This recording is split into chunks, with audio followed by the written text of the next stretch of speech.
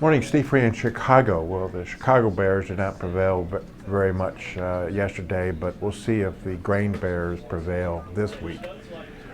We left Friday with higher markets, funds coming in and either covering shorts or buying because of a frost freeze scare that could have moved across Canada and the northern Corn Belt later this week.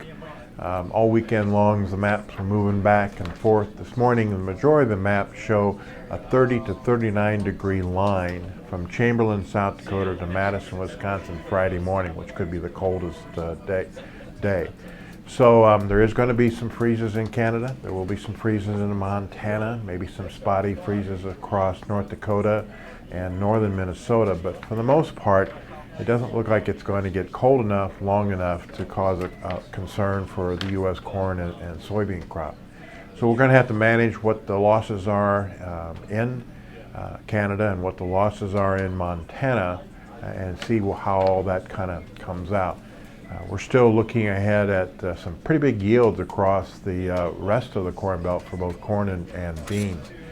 Hearing some 270 bushel corn being harvested in central Illinois and record pod counts. And so this could offset this frost thing. But we still have to get through not only the frost actual event, but also this week the USDA is going to come out with their estimates of September corn and soybean crops based on conditions September 1. They won't be changing acres. They won't have a lot of harvest data, but the average trade guess is that they will raise both the corn and the bean crop, which could also raise the carryout. So we'll see how the market reacts to that.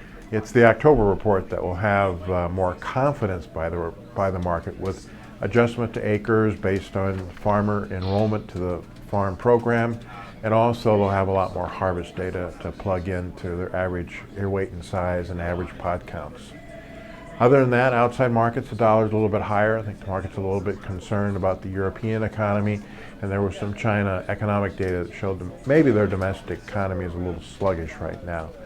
Brent crude traded below $100 a barrel, and we'll see how the market trades this week. Right now, beans are down about 8 cents, corn down 5 cents, and maybe wheat's down 4 to 5 cents.